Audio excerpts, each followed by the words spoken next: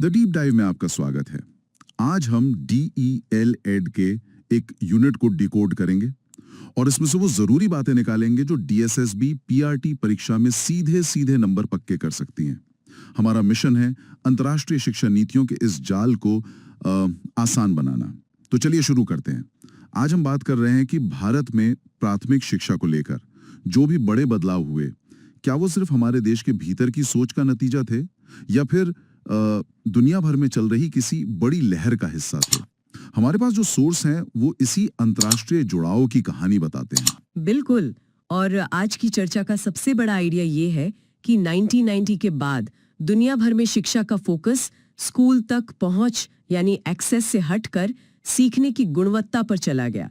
भारत की सर्व शिक्षा अभियान से लेकर नई शिक्षा नीति तक सब कुछ इसी एक वैश्विक बदलाव की कहानी कहते हैं। ये तो बहुत दिलचस्प है। मतलब हम जो नीतियां आज अपनी क्लासरूम में लागू होते हुए देखते हैं, उनकी जड़ें कहीं और गहरी हैं। तो फिर ये सब शुरू कहां से हुआ? ऐसा क्या हुआ कि अचानक पूरी दुनिया को एक साथ मिलकर शिक्षा के बारे में सोचने की जरूरत पड़ गई? यही इस कहानी का सबसे रोमांचक हिस्सा है। इसकी एक बहुत बड़ी और संगठित शुरुआत हुई साल 1990 में। इसे आप शिक्षा की दुनिया का एक तरह का बिग बैंग मोमेंट कह सकती हैं। मार्च 1990 में थाईलैंड के जोमटियन शहर में दुनिया के 155 देश इकट्ठा हुए। इतिहास में इसे जोमटियन सम्मेलन के नाम से जाना जाता है। जोमटियन सम्मेलन? हाँ, और इस सम्मेलन से एक बहुत बड़ा नारा निकला, एक मिशन जिसने दुनिया को एक लक्ष्य दिया, सभी के लिए शिक्षा यानी एजुकेशन फॉर ऑल, EFA।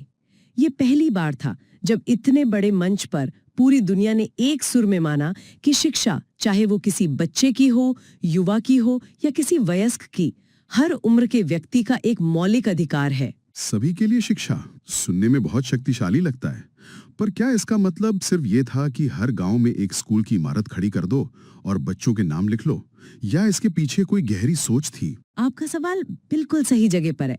और नहीं, ये सिर्फ इमारतें खड़ी करने की बात नहीं थी। यही तो जोमटियन की खूबसूरती थी। इसका दृष्टिकोण बहुत व्यापक था। उन्होंने सिर्फ क्या करना है नहीं बताया, बल्कि कैसे और क्यों करना है इस पर भी जोर दिया। इसके 5 मुख्य सूत्र थे। 5 सूत्र जैसे कि? पहला था बुनियादी सीखने की जरूरतों को पूरा करना। मतलब शिक्षा को सिर्फ पहली से 5वीं तक की पढ़ाई नहीं माना गया, बल्कि इसे आजीवन सीखने यानी लाइफ लॉन्ग लर्निंग की नींव की तरह देखा गया। दूसरा, दृष्टिकोण को विस्तार देना। सम्मेलन ने साफ कहा कि सिर्फ स्कूल खोल देना काफी नहीं है, शिक्षा की गुणवत्ता, उसकी क्वालिटी भी उतनी जरूरी है। बच्चा स्कूल आकर बस बैठा न रहे, वो असल में कुछ सीखे भी। ठीक है, तो गुणवत्ता पर ध्यान देना जरूरी है, लेकिन क्या ये शिक्षा समाज के हर वर्ग तक पहुंच भी रही थी? खासकर लड़कियों या दूर दराज के इलाकों में रहने वाले बच्चों के लिए क्या सोचा गया? आपने बिल्कुल सही नब्ज पकड़ी है। यही उनका तीसरा और सबसे जरूरी सूत्र था, पहुंच और समानता। यानी शिक्षा समाज के हर वर्ग तक पहुंचे, खासकर उन तक जिन्हें हमेशा पीछे छोड़ दिया जाता था, जैसे लड़कियां और महिलाएं। किसी भी तरह का भेदभाव खत्म होना चाहिए। और चौथा सूत्र इसी से जुड़ा था, सीखने पर ध्यान केंद्रित करना। यह बात बार बार दोहराई गई कि स्कूल में सिर्फ हाजिरी लगाना जरूरी नहीं, बच्चा असल में कुछ सीखे भी। सीखने के बिना स्कूल तक पहुंचना अधूरा है। और पांचवा सूत्र था साझेदारी को मजबूत करना। यह माना गया कि इतना बड़ा काम अकेले कोई सरकार नहीं कर सकती, इसलिए सरकार, गैर सरकारी संगठन यानी NGOs और स्थानीय समुदाय, सबको मिलकर काम करना होगा। तो आप कह रही हैं कि ये सिर्फ नामांकन के आंकड़े बढ़ाने की बात नहीं थी, यह तो पूरे इकोसिस्टम को बदलने की एक कोशिश थी। बिल्कुल, एक ईमानदार कोशिश थी। तो इसका भारत जैसे देशों पर क्या असर हुआ? क्या इस सम्मेलन के बाद जमीनी स्तर पर वाकई कुछ बदला? असर बहुत गहरा और सीधा हुआ। इसी सम्मेलन के बाद E9 देशों का एक समूह बनाया गया। ये दुनिया के 9 सबसे ज्यादा आबादी वाले देश हैं। भारत, चीन, पाकिस्तान, ब्राजील, बांग्लादेश, मिस्र, इंडोनेशिया, मेक्सिको और नाइजीरिया। E9? ये नाम तो सुना है, पर इसकी अहमियत क्या थी? इसकी अहमियत बहुत बड़ी थी और मजेदार बात यह है कि इन 9 देशों में दुनिया की आधी से ज्यादा आबादी और लगभग 70% निरक्षर वयस्क रहते थे। अरे वाह! हाँ, इसका मतलब था कि अगर ये 9 देश शिक्षा के लक्ष्य में सफल हो गए तो दुनिया अपने आप सफल हो जाएगी। भारत इस मिशन के बिल्कुल केंद्र में था। इन देशों ने मिलकर वयस्क साक्षरता दर सुधारने, स्कूलों में लड़के लड़कियों के बीच का फासला कम करने और अपने पाठ्यक्रम को बेहतर बनाने का संकल्प लिया। अरे, तो सर्व शिक्षा अभियान का आइडिया असल में एक अंतर्राष्ट्रीय सोच का नतीजा था। मुझे हमेशा लगता था कि ये पूरी तरह से एक भारतीय पहल थी। ये कनेक्शन तो वाकई बहुत दिलचस्प है।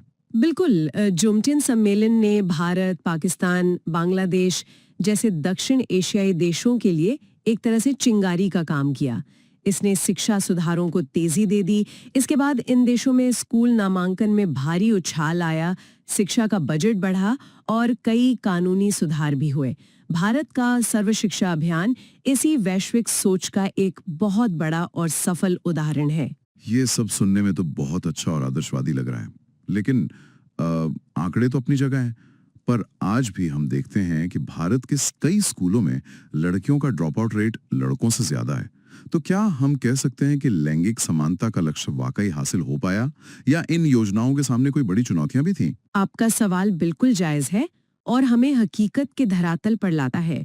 चुनौतियां थीं और दुर्भाग्य से आज भी हैं। इतनी प्रगति के बावजूद विकासशील देशों में आज भी लगभग 7.5 करोड़ बच्चे स्कूल से बाहर हैं। इन बड़ी बड़ी योजनाओं और जमीनी हकीकत के बीच एक फासला है। इस फासले के पीछे मुख्य कारण क्या हैं? कई बड़े कारण हैं और ये सब एक दूसरे से जुड़े हुए हैं। पहला, बजट की कमी और भ्रष्टाचार। जब हम बजट की कमी की बात करते हैं तो इसका जमीनी मतलब ये होता है कि एक स्कूल में ब्लैक बोर्ड नहीं है, या बच्चों के बैठने के लिए बेंच नहीं है, या टॉयलेट में पानी नहीं है। हाँ बिल्कुल, ये सिर्फ एक आंकड़ा नहीं, ये क्लासरूम की सच्चाई है। दूसरा, स्कूलों तक पहुंच की समस्या। कई गांवों में स्कूल आज भी बहुत दूर हैं या उनकी इमारतें इतनी जर्जर हैं कि वहां पढ़ना खतरनाक है। और तीसरा कारण है शिक्षा का छिपा हुआ खर्च। छिपा हुआ खर्च मतलब भले ही सरकारी स्कूलों में फीस ना हो, लेकिन किताबों, यूनिफॉर्म और आने जाने की खर्च के कारण गरीब परिवारों के लिए बच्चों को स्कूल भेजना एक बोझ बन जाता है। इसी वजह से बाल श्रम को भी बढ़ावा मिलता है। इन चुनौतियों से लड़ने में क्या अंतर्राष्ट्रीय संस्थाएं कुछ मदद करती हैं, या ये देश अकेले ही लड़ रहे हैं? नहीं, यहीं पर अंतर्राष्ट्रीय एजेंसियों की भूमिका बहुत अहम हो जाती है। सभी के लिए शिक्षा के लक्ष्य को हासिल करने के लिए वैश्विक सहयोग के 4 मजबूत स्तंभ माने जाते हैं। वो 4 स्तंभ कौन कौन से हैं? पहला है यूनेस्को, जिसका मुख्यालय पेरिस में है। यह मुख्य रूप से शिक्षा से जुड़ी नीतियां बनाने और शांति स्थापित करने का काम करता है। शिक्षकों की ट्रेनिंग पर इसका विशेष जोर रहता है। यूनेस्को, ठीक है। दूसरा स्तंभ है यूनिसेफ, जो बच्चों के अधिकारों और लैंगिक समानता पर केंद्रित है। आपने मिड डे मील के साथ पोषण की बात सुनी होगी, उसके पीछे यूनिसेफ जैसी संस्थाओं की बड़ी सोच है। अच्छा। तीसरा है वर्ल्ड बैंक यानी विश्व बैंक, जो स्कूल बनाने, किताबें खरीदने और शिक्षकों को ट्रेनिंग देने जैसे कामों के लिए आर्थिक मदद देता है, मतलब पैसे मुहैया कराता है। और चौथा स्तंभ है DFID, जो कि यूके की एजेंसी है, और सीडा, जो स्वीडन की है। ये विकास सहायता एजेंसियां हैं। सीडा का नाम आपने लिया। राजस्थान के संदर्भ में इसका कोई खास काम है क्या? परीक्षा में अक्सर इससे जुड़ा सवाल आता है। हाँ, आपने सही पकड़ा। सीडा ने राजस्थान में शिक्षाकर्मी परियोजना चलाई, जो बहुत प्रसिद्ध और सफल रही। ये जबरदस्त आइडिया था।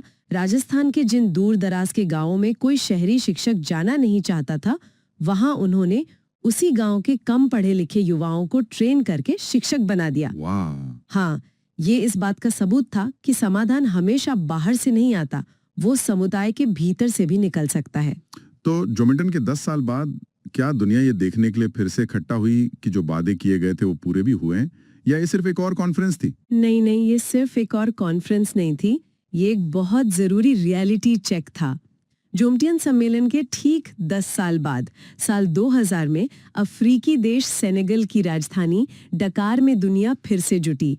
इसका मुख्य उद्देश्य यही था कि पिछले 10 सालों की रिपोर्ट कार्ड देखी जाए और आगे की राह तय की जाए। तो डकार में क्या नया निकला? क्या सोच में कोई बदलाव आया? हाँ, सोच में एक बहुत बड़ा और परिपक्व बदलाव आया।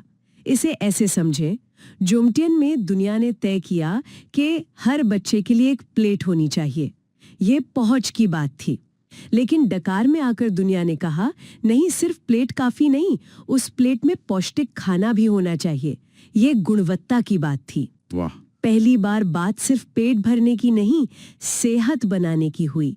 यही फर्क है एक्सेस और क्वालिटी में। ये तुलना तो बहुत अच्छी है। तो इस पौष्टिक खाने यानी गुणवत्ता के लिए डकार में क्या विचार सामने आए? डकार में दो बहुत महत्वपूर्ण बातें हुई। पहली, यहीं पर सीखने के 4 स्तंभ यानी 4 पिलर्स ऑफ लर्निंग का विचार दिया गया, जो आज भी हर बीएड डीएलएड कोर्स का हिस्सा है। ये थे जानने के लिए सीखना यानी ज्ञान हासिल करना, लर्निंग टू नो। हाँ, फिर करने के लिए सीखना यानी हुनर विकसित करना, लर्निंग टू डू। बनने के लिए सीखना लर्निंग टू बी यानी अपना व्यक्तित्व विकसित करना, और साथ रहने के लिए सीखना लर्निंग टू लिव टुगेदर यानी समाज में सामंजस्य के साथ रहना। और दूसरी महत्वपूर्ण बात? दूसरी बात थी 2015 तक के लिए 6 नए और बिल्कुल स्पष्ट लक्ष्य तय करना। इन्हें डकार के 6 लक्ष्य कहा जाता है। इनमें शामिल था सभी बच्चों के लिए 2015 तक मुफ्त और अनिवार्य प्राथमिक शिक्षा सुनिश्चित करना, वयस्क साक्षरता में 50% सुधार करना और प्राथमिक और माध्यमिक शिक्षा में लैंगिक समानता लाना। इन लक्ष्यों ने देशों को एक क्लियर डेडलाइन और टारगेट दिया जिस पर उन्हें काम करना था। ये सब जानकारी वाकई बहुत उपयोगी है। अब अगर हम सीधे सीधे डीएसएसबी पीआरटी परीक्षा पर आएं, तो परीक्षक इस टॉपिक से हमें कहां फंसा सकता है? कौन सी गलतियां हैं जिनसे हमें बचना चाहिए? चलिए अब सीधे मुद्दे की बात करते हैं। परीक्षक जानता है कि उम्मीदवार कहाँ उलझ सकते हैं और वो वहीं जाल बिछाते हैं। पहला जाल, तारीखों और जगहों का कंफ्यूजन। अच्छा, आपसे सीधे सीधे जोमटियन सम्मेलन का वर्ष और स्थान पूछा जाएगा। याद रखिए, ये 1990 में थाईलैंड में हुआ था। इसे 2000 के डकार सम्मेलन से बिल्कुल भी कंफ्यूज नहीं करना है, जो सेनेगाल में था। हाँ, जो सेनेगाल में था। दूसरा जाल, E9 देशों से जुड़ा हुआ। प्रश्न आएगा कि निम्नलिखित में से कौन सा देश E9 समूह में शामिल नहीं है। आपको 4 ऑप्शन दिए जाएंगे, जिनमें से 3 सही होंगे और 1 गलत। इसके लिए आपको उन 9 देशों के नाम याद होने चाहिए: भारत, चीन, पाकिस्तान, ब्राजील, बांग्लादेश, मिस्र, इंडोनेशिया, मैक्सिको और नाइजीरिया। ये तो याद रखने वाली बात है। हाँ। और कोई ऐसा जाल जिसमें अक्सर उम्मीदवार फंस जाते हैं? तीसरा जाल है फुल फॉर्म्स का। EFA मतलब एजुकेशन फॉर ऑल, ECCD मतलब early childhood care and development, UNESCO और यूनिसेफ के फुल फॉर्म और उनके मुख्य काम। जैसे यूनेस्को का फोकस नीति और शिक्षक ट्रेनिंग पर है, जबकि यूनिसेफ का बच्चों के अधिकार और पोषण पर। ये अंतर बिल्कुल साफ होना चाहिए। चौथा और सबसे आम जाल, वो डकार के लक्ष्यों को जोमटियन के दृष्टिकोण के साथ मिलाकर पूछेंगे। आपको बिल्कुल स्पष्ट होना चाहिए कि कौन सा बिंदु किससे संबंधित है।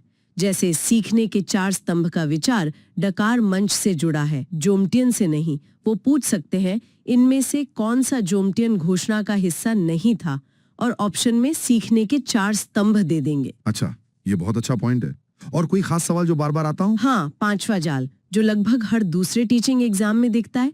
SIDA की शिक्षा कर्मी परियोजना किस राज्य से संबंधित है? इसका सीधा उत्तर है राजस्थान। इसे बिल्कुल ना भूलें। ये तो परीक्षा के लिए बहुत ही सीधी और सटीक जानकारी है। अब मुझे लगता है कि पूरी तस्वीर साफ हो गई है। दुनिया ने एक सपना देखा, हर बच्चे के लिए स्कूल। ये सपना पहुंच का था। इसी सपने को पूरा करने के लिए भारत समेत E9 देश एक साथ आए। फिर 10 साल बाद 2000 में डकार में दुनिया थोड़ी और समझदार हुई और उसने कहा कि सिर्फ स्कूल भेजना काफी नहीं, बच्चों का कुछ सीखना भी जरूरी है। ये बात गुणवत्ता की थी और इसी सोच ने सीखने के 4 स्तंभ जैसे विचार दिए और भारत की नीतियों को आकार दिया। और जब कोई शिक्षक बनेगा तो ये सिद्धांत उसकी कक्षा में भी लागू होंगे। बिल्कुल, हर बच्चे तक पहुंचना, सिर्फ पढ़ाने पर नहीं बल्कि सिखाने पर ध्यान देना और समानता को सुनिश्चित करना। इस पूरी बातचीत से एक अंतिम विचार मेरे मन में आ रहा है। 1990 में पहुंच का मतलब था स्कूल की इमारत तक पहुंचना। 2000 में गुणवत्ता का मतलब था अच्छा पाठ्यक्रम और प्रशिक्षित शिक्षक। पर आज के डिजिटल युग में क्या सीखने के लिए पहुंच का मतलब केवल स्कूल तक पहुंचना है, या अब ये डिजिटल डिवाइड यानी डिजिटल असमानता को पाटने के बारे में ज्यादा है? इस पर सोचिएगा जरूर। आज की इस गहरी पड़ताल के लिए बस इतना ही। अगली बार फिर मिलेंगे एक नए विषय के साथ, सिर्फ द डीप डाइव पर।